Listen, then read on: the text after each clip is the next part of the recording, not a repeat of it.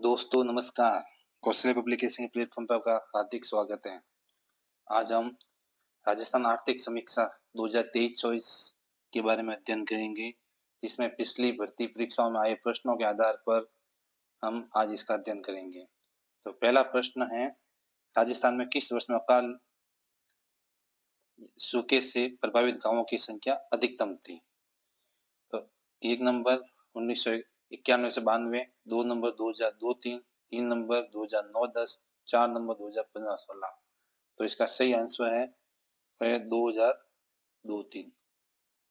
इसमें सर्वाधिक गांव प्रभावित हुए थे। इसमें 32 जिले, उस समय 32 जिले थे, 32 जिले प्रभावित हुए थे और गांवों की संख्या सर्वाधिक थी इसमें। और इसमें उस समय 2002-03 में जो वर्षा हुई थी वो 220.4 मिमी दर्ज की गई थी। एक राजस्थान में अकाल अब तक का जो भयंकर काल है वो छप्पनिया काल माना जाता है। छप्पनिया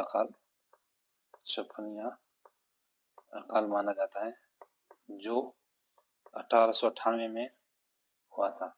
और इसको ये छप्पनिया काल क्यों कहा जाता है? क्योंकि ये विक्रम संवत 1956 में हुआ था, इसलिए इसको छप्पनिया काल कहा जाता है। दुनिया ने इस छप्पनिया काल को द ग्रेट इंडियन फेमिन 1899 भी कहा। तो ये इंपॉर्टेंट है, ध्यान रखें। छप्पनिया काल को दुनिया में द ग्रेट इंडियन फेमिन 1899 कहा जाता है। इसमें पूरा भारत प्रभावित हुआ था और राजस्थान भी इस काल की चपेट में आया था। तो ये था अगला प्रश्न। निम्नलिखित में से निम्नांकित कथनों पर विचार कीजिए। स्टेटमेंट दे रखे हैं दो। पहला, जन सूचना पोर्टल से सूचना पाने के लिए SSO आईडी की जरूरत है। 2 नंबर, जन सूचना पोर्टल के माध्यम से ई मित्र की सूचना पाने का कोई शुल्क नहीं है। जन सूचना पोर्टल से सूचना पाने के लिए SSO आईडी की जरूरत होती है, गलत है। SSO आईडी की कोई जरूरत नहीं होती, ये स्टेटमेंट बिल्कुल गलत है। जन सूचना पोर्टल के माध्यम से ई मित्र की सूचना पाने का कोई शुल्क नहीं है, निःशुल्क सूचना दी जाती है जन सूचना पोर्टल से। तो यह आंसर सही है। तो इसका आंसर होगा नंबर 2, जन सूचना पोर्टल। जन सूचना पोर्टल 13 सितंबर 2019 को पूर्व मुख्यमंत्री अशोक गहलोत ने शुरू किया था इसको। अशोक गहलोत। ये जो जन सूचना पोर्टल है, ये 115 विभाग की 255 योजनाएं की जानकारी। 115 विभाग, ये जो 115 विभाग, ये सरकारी विभाग है, सरकारी। तो 115 सरकारी विभागों की 255 योजनाओं की निःशुल्क जानकारी ऑनलाइन प्रदान करता है। अगला प्रश्न, राजस्थान राज्य का वित्त वर्ष 2018-19 में कुल निर्यात कितना हुआ? ये प्रश्न है, 2018-19 का निर्यात पूछ रहा है। A option 51,178.41 crore, 2 number 5124.50 crore, 3 number 50,000 crore और 4 नंबर 45,415 करोड़। तो उस समय जो निर्यात हुआ था,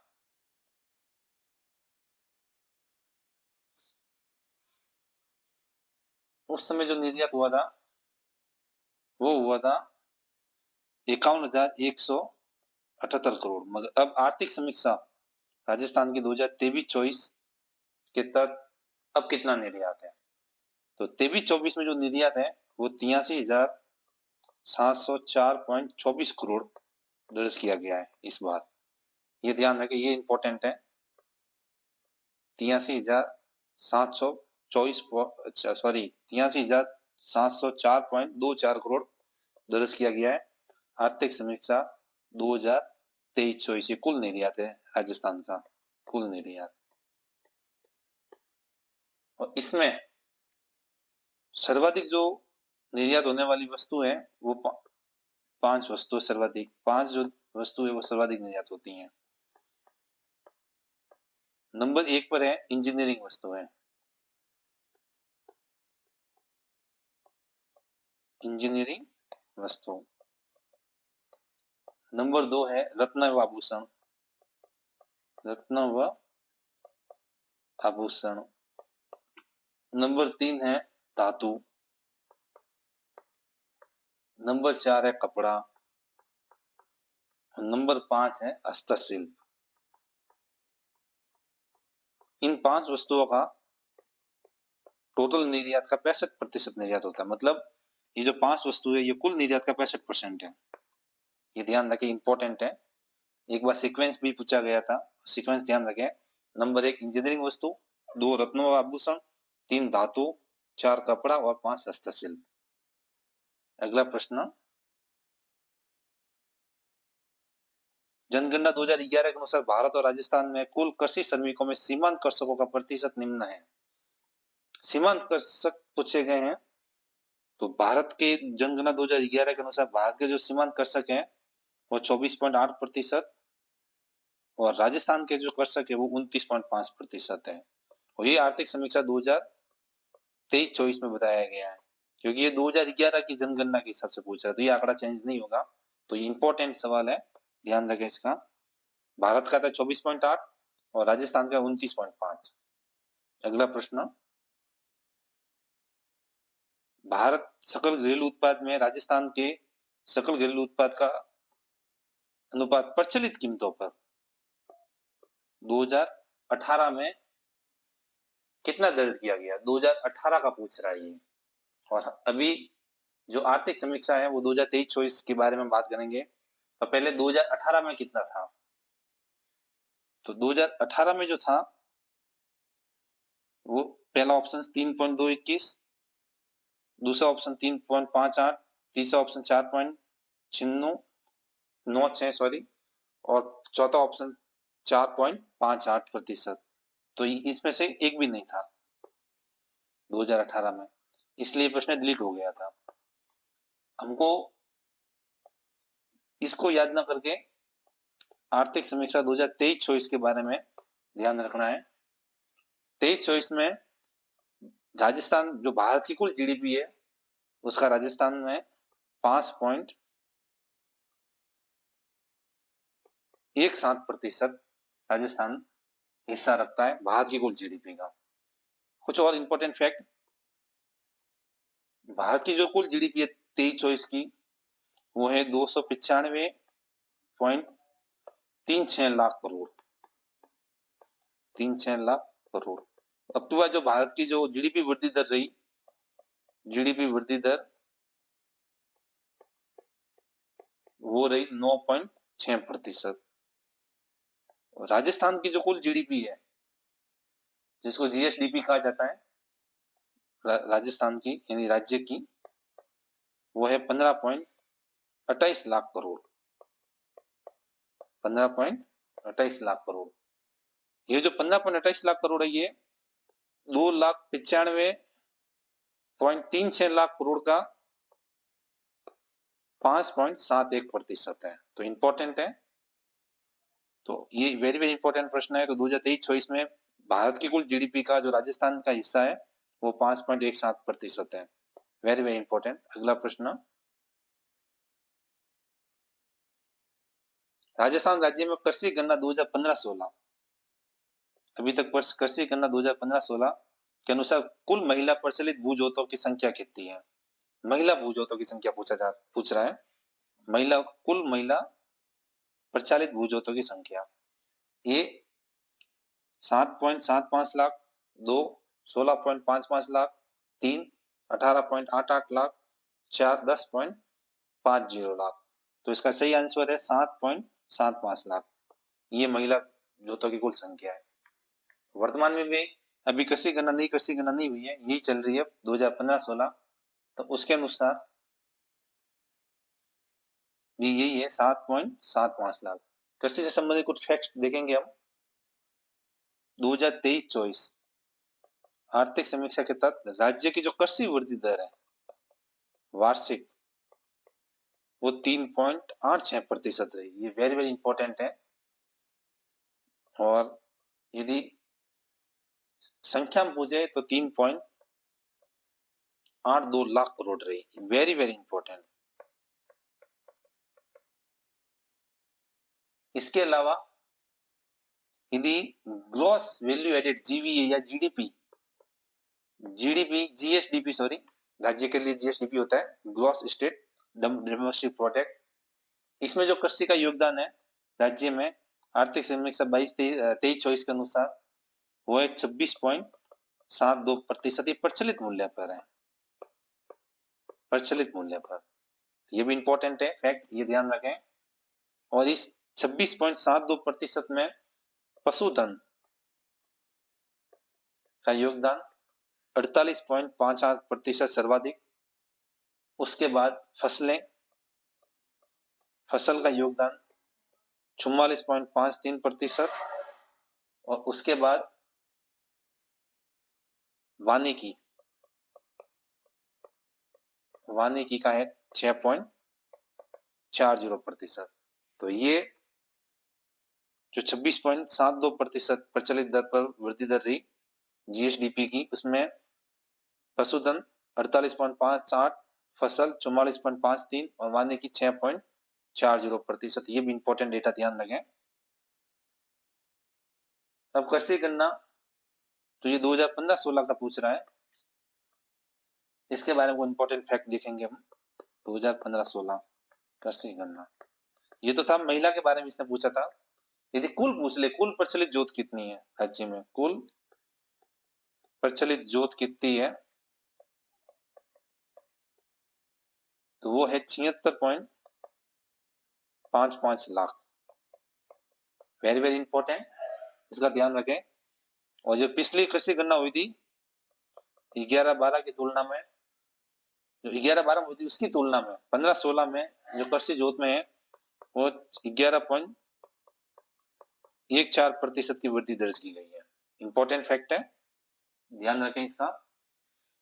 और जो ये कुल जोत है 76.55 लाख, इसमें जो सीमांत कृषि जोत है, सीमांत वो सर्वाधिक है।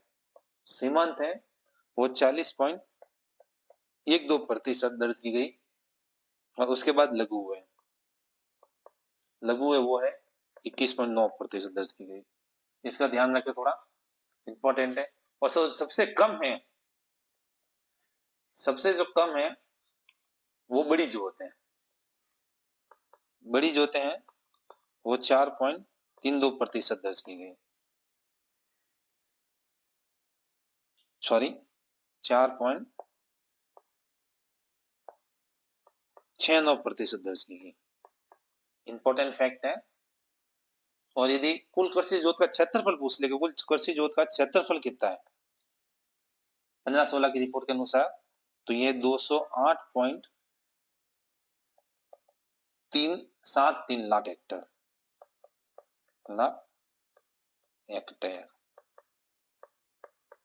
ये कुल कृषि जोतों का क्षेत्रफल है हेक्टर में। और ये 11-12 की तुलना 15-16 में 1.24% की कमी दर्ज हुई है इसमें। ये भी इंपॉर्टेंट है, ध्यान रखें। तो ये था हमारा प्रश्न, इसका हमने बेहतरीन विश्लेषण किया सभी आंकड़ों का। अगला प्रश्न, भू उपयोग सांख्यिकी 2017-18 के अनुसार राजस्थान में वानिकी निम्न है। 1 6.28%, 2 नंबर 7.82%, 3 नंबर 8.04% और 4 नंबर 8.35%। तो उस समय जो 2017-18 की रिपोर्ट आई थी उस समय इसका जो अंश होता वो था 7.82%। और अब जो वन रिपोर्ट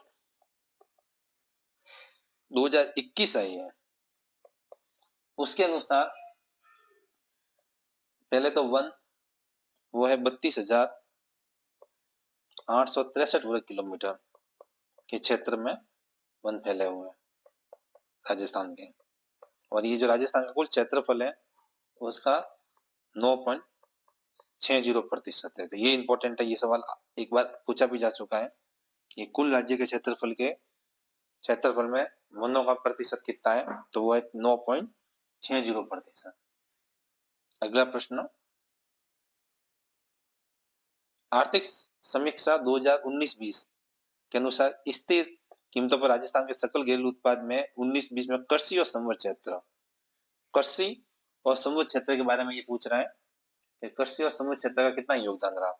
ये पूछ रहा है 2018-19। तो 18-19 में जो योगदान रहा था वो था 5.65। और अभी हमने पीछे अध्ययन किया है कि अभी जो वार्षिक अध्ययन रहा है वो है आर्थिक समीक्षा 23-24 के अनुसार जो कृषि और संबद्ध क्षेत्र का जो योगदान रहा है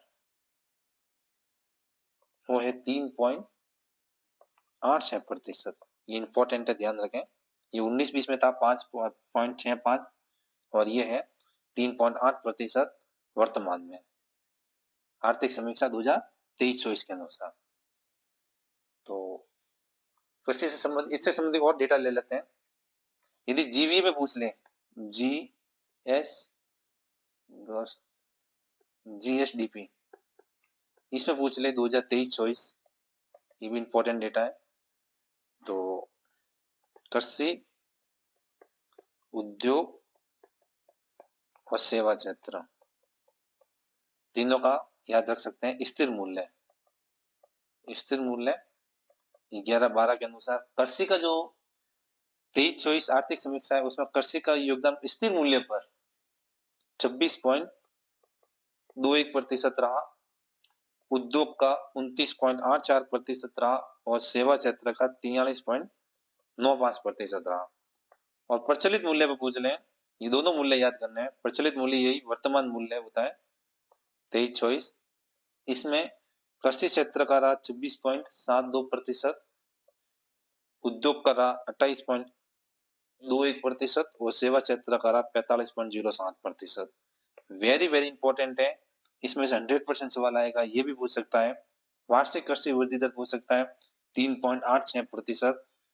और GSDP gross state democratic product में पूछ सकता है 2023-24 में कृषि, उद्योग और सेवा क्षेत्र का हमने यहाँ अध्ययन किया है। तो इस डेटा को ध्यान रखें। अगला प्रश्न, मुख्यमंत्री 20 स्वावलंबन योजना राजस्थान में 2018-19 के अंतर्गत निम्न में लागू की गई। 18-19 के बारे में पूछ रहा है, 18-19 के तहत पूछ रहा है मुख्यमंत्री 20 स्वावलंबन योजना। तो मुख्यमंत्री जो 20 स्वावलंबन योजना है ये है क्या? ये है 30 से 50 कृषकों का समूह होता है। यदि 30 से 50 कृषकों का समूह बनाया जाता है, उनको प्रशिक्षण प्रदान किया जाता है कृषि से संबंधित, उनको प्रशिक्षण प्रदान किया जाता है कृषि से संबंधित, जिसमें न्यूनतम प्रतिदिन 30 रुपए प्रति किसान व्यय किया जाता है सरकार द्वारा, अधिकतम 1500 रुपए प्रति किसान प्रतिदिन, ये ध्यान रखें।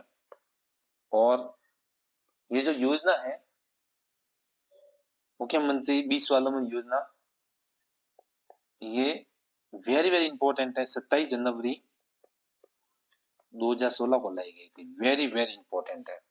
उस समय 27 जनवरी 2016 ये इसका प्रथम चरण था। प्रथम चरण में ये शुरू की गई थी कोटा, भीलवाड़ा और उदयपुर, ये याद रखें, कोटा, भीलवाड़ा, उदयपुर। और 18-19 है ये द्वितीय चरण है, द्वितीय चरण 18-19। और ये की गई थी राज्य के 10 कृषि जलवायु प्रदेश, यानी 10 कृषि जलवायु प्रदेशों में ये की गई थी, 10 कृषि जलवायु प्रदेश। तो इसका तो आंसर होगा राज्य के 10 कृषि जलवायु प्रदेश।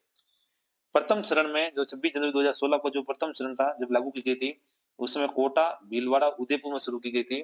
द्वितीय चरण 18-19 में ये शुरू की गई थी राज्य के 10 कृषि जलवायु प्रदेश में, और ये लाई गई थी 27 जनवरी 2016 को। ये डेट इंपॉर्टेंट है, ध्यान रखें। और इसमें 30 से 50 कृषकों का एक समूह बनाया जाता है जिनको प्रशिक्षण दिया जाता है सरकार द्वारा, जिसमें प्रति किसान प्रतिदिन 30 रुपए से 1500 रुपए तक सरकार व्यय करती है प्रशिक्षण में। अगला प्रश्न, मुख्यमंत्री एकल नारी सम्मान पेंशन योजना से निम्न में से संबंधित है।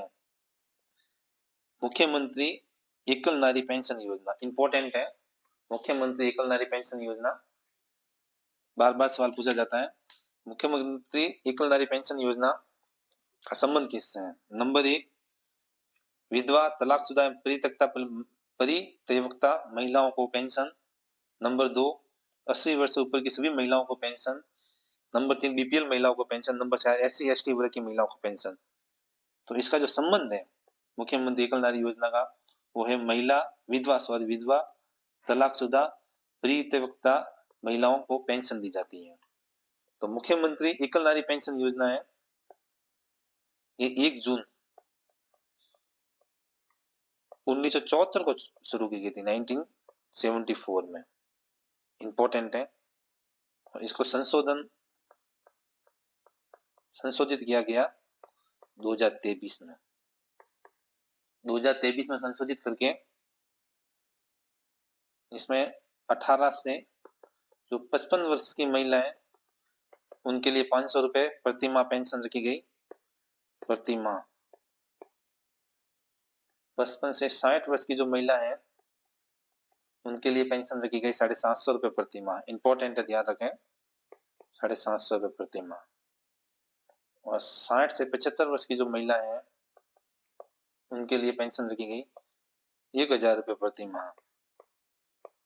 1000 रुपए प्रति माह।